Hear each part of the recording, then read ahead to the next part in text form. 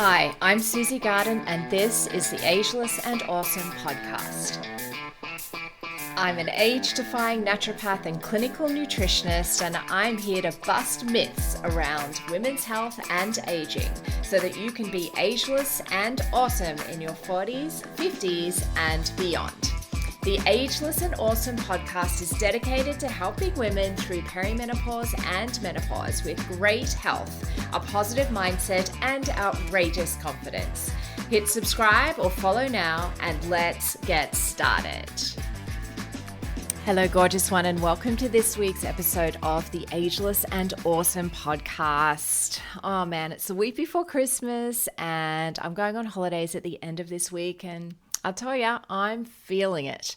And I know a lot of people around me are as well in terms of that fatigue that starts to get to you that kind of lead up to holidays. And I think part of it is psychological, that you're thinking, okay, we're nearly there.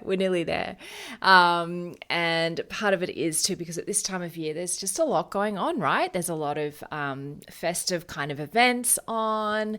There's lots of rituals when it comes to the end of school, all of that sort of stuff that might be going on in your life, as well as just people wanting to catch up before the end of the year, all of the things that need to be done from a work point of view before, so many people have a break. So yeah, I totally feel you if you're feeling like, oh, cannot wait to get to the end. And, a lot of people say to me when they are in this kind of space that they find that they're drinking a lot more.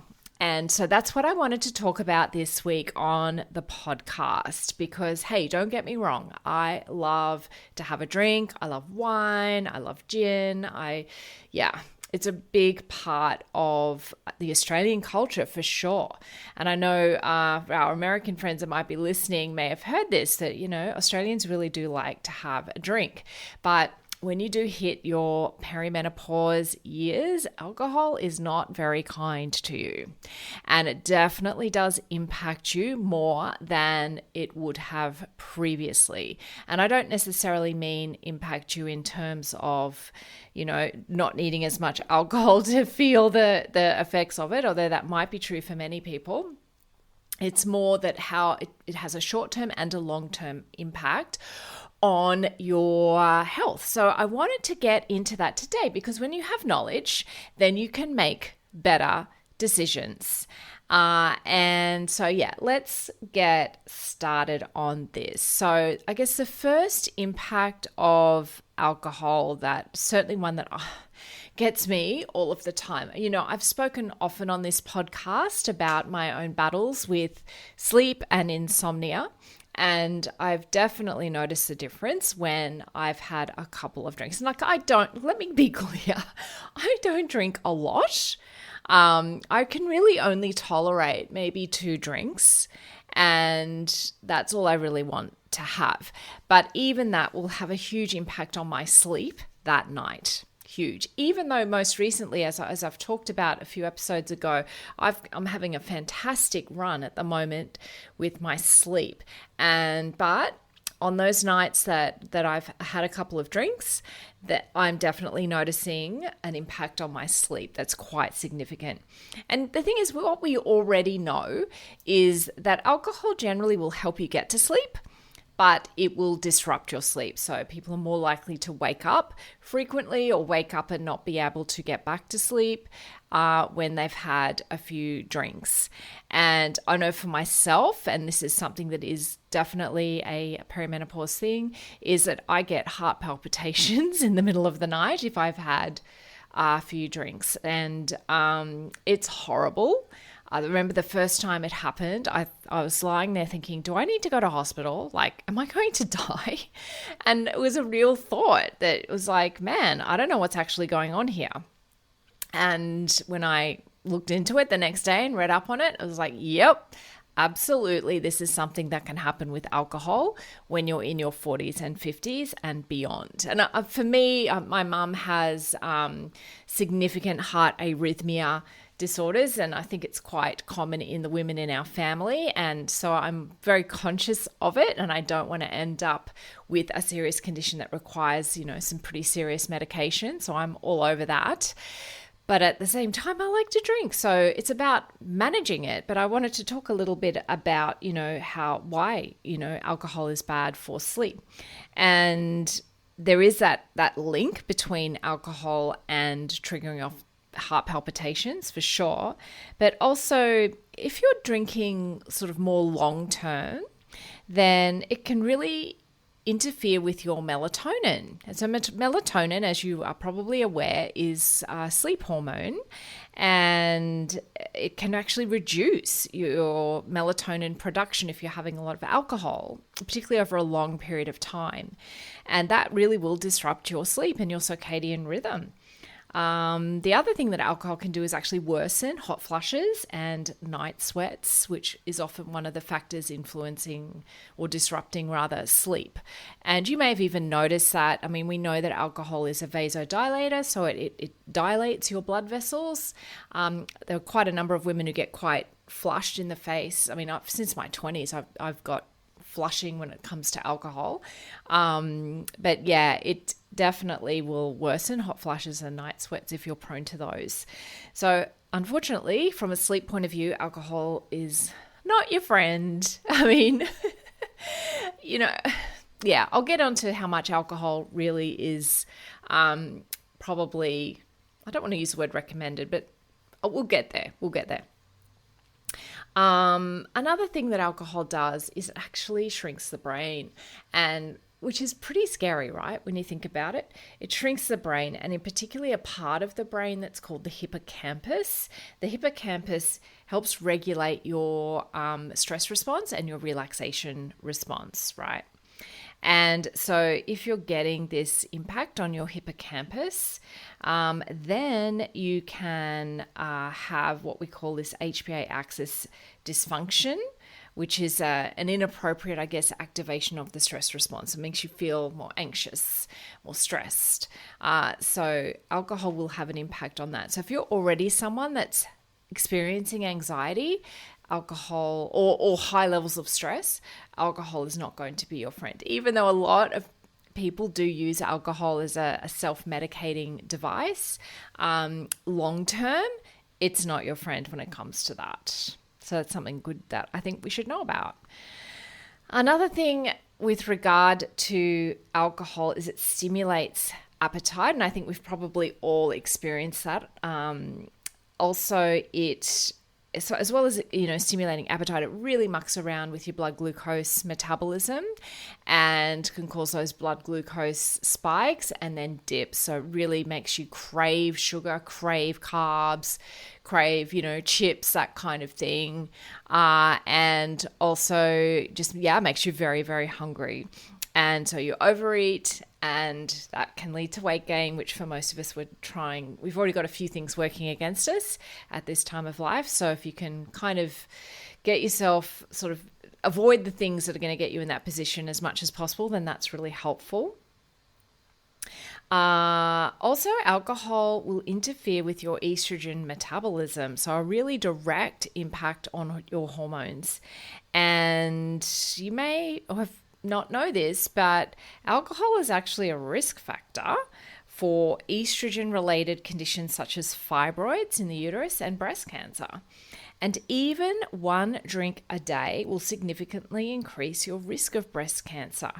Alcohol is estimated to be the sole cause of at least 8% of breast cancers. So, if you've already got this in your family, breast cancer that is, and then you're sort of drinking on a daily basis or a significant amount of alcohol, it's something you may want to reconsider if you're wanting to reduce your risk in that area. Also, with regard to alcohol, man, I'm sorry, but I feel like I'm really the bearer of bad news. I didn't realize when I started talking about this today that we're going to go down this rabbit hole. But anyway, when I'd made my notes, it didn't seem quite so doom and gloom. But now that I'm verbalizing it, yeah, makes me want to go and have a drink. But anyway, alcohol also can damage your gut microbiome. And as you know, I'm really passionate about gut health and preserving our microbiome and doing everything we can to make sure we're looking after the bacteria that we have, because they are the best. They are the best, rather than smashing yourself with probiotics. So unfortunately, alcohol does damage the gut microbiome.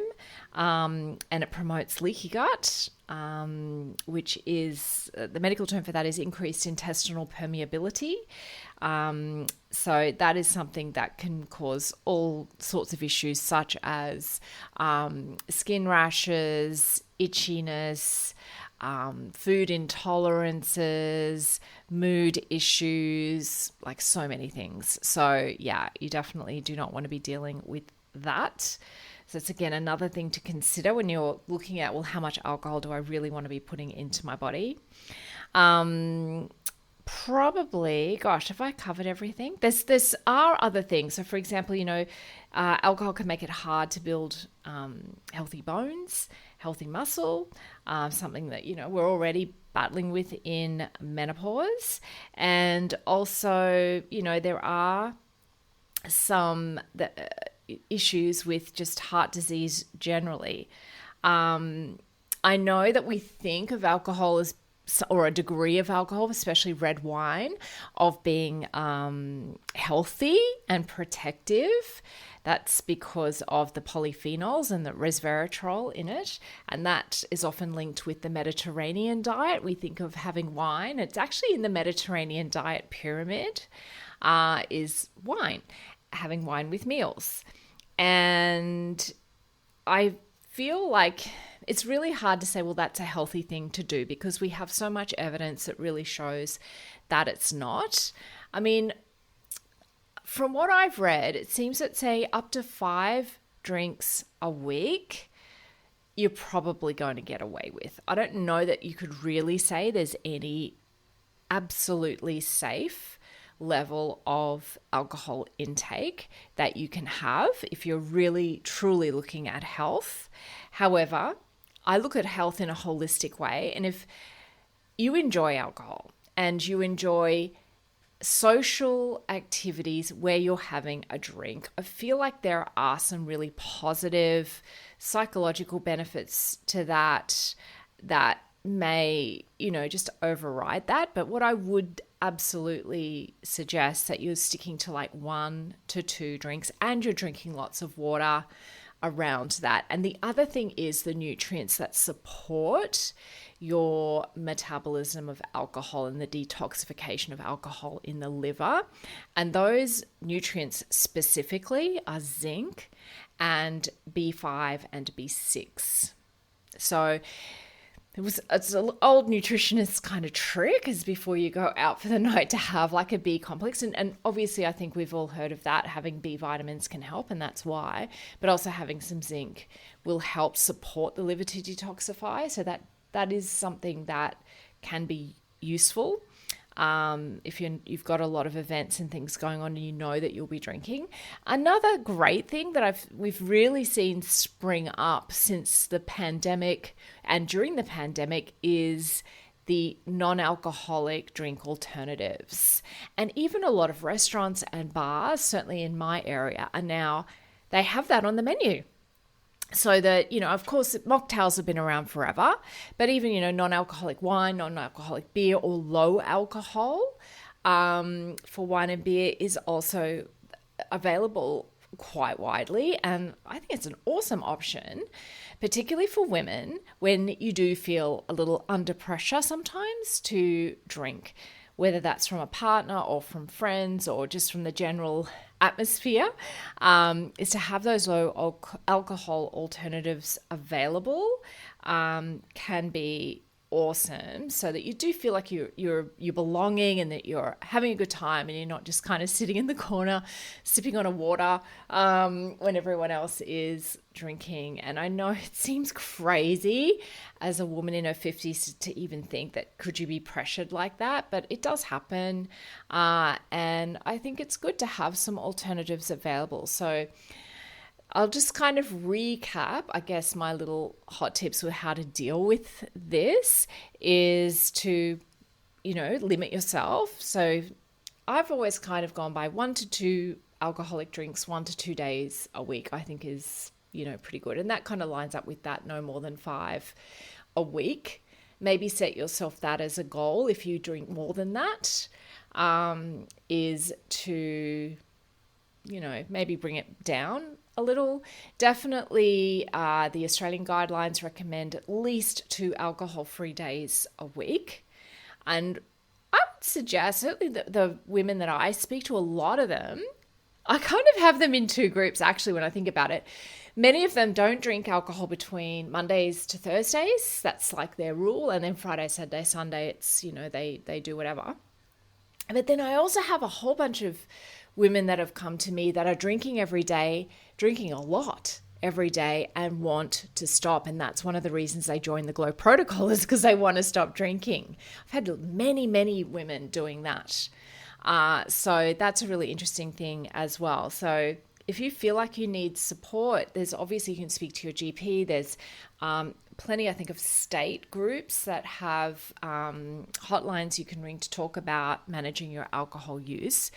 But I'm not really talking with this podcast of people that have a relationship with alcohol that's not within their control. I'm talking about social drinking specifically, or if you are drinking every day, not necessarily to the level that you would be in that alcoholic kind of category.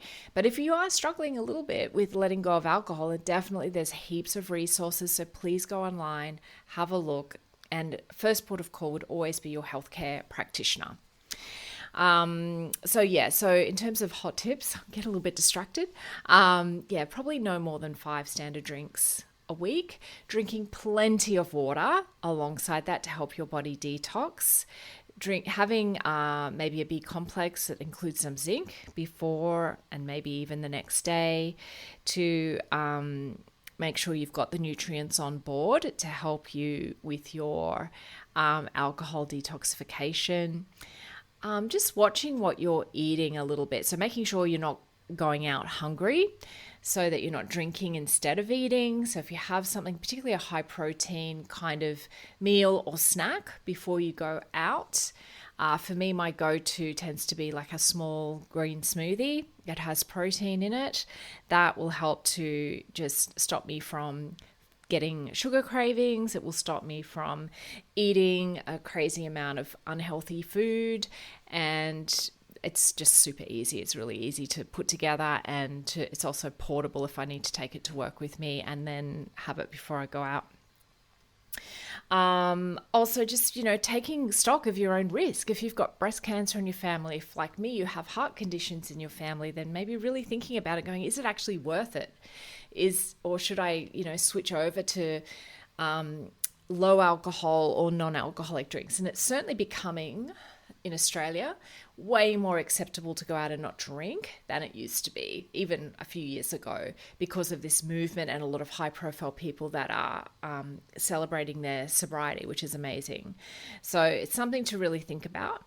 And the other thing I guess I haven't talked about is just how it impacts you the next day, how it may stop you from doing activities that you really love, how, particularly if your sleep has been impacted, how it may impact your eating the next day. And again, this all, I've done a number of podcasts around weight around this time of year, and the average Aussie is putting on around 3 kilos, which is quite a bit really in a short period of time. So if you're managing your alcohol, it really helps you to manage your food intake. So I hope that has been helpful. I wanted to just give a couple of shout outs. Obviously, if you're wanting to work with me or thinking maybe you may want to work with me, then book in for your pre-screening call. This week in the lead up to Christmas, I am available.